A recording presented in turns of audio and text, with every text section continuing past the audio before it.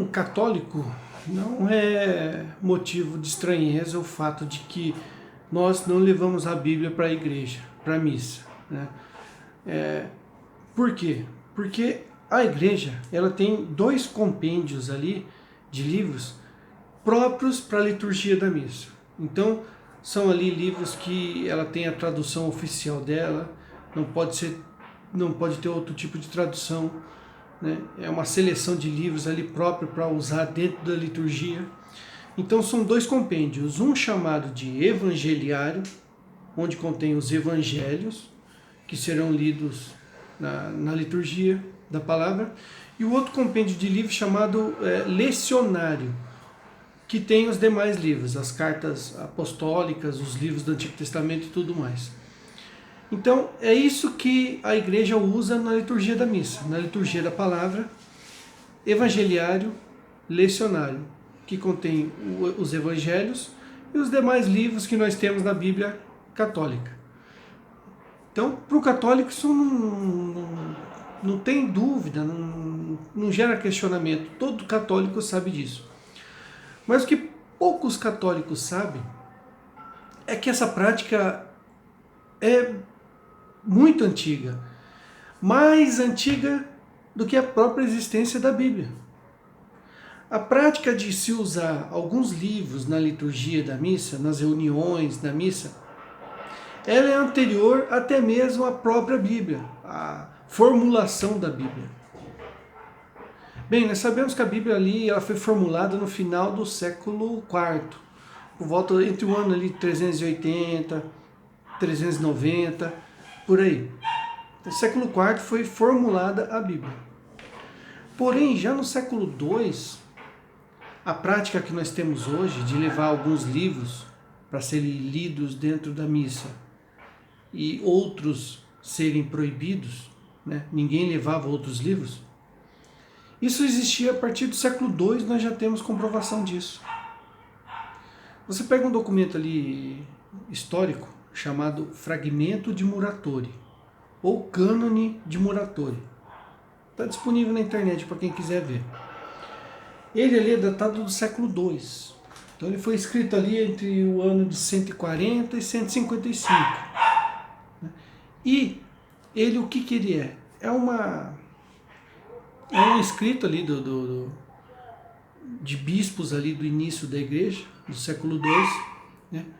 Onde esse conjunto de bispos, esse magistério da igreja, já no século II, eles fazem uma lista de livros ali que poderiam ser lidos nas reuniões, nas missas, nas reuniões dos católicos, e uma lista de outros livros que poderiam ser lidos fora da missa, também pelos católicos, mas não poderiam ser lidos nas reuniões. Fragmento de Muratori. Então, essa prática de ter um evangeliário e um lecionário, ela é anterior à própria Bíblia. Então, é uma questão de lógica, coerência, né? Não daria para levar a Bíblia porque ainda não existia a Bíblia. E alguns trechos ali interessantes desse fragmento de Muratori.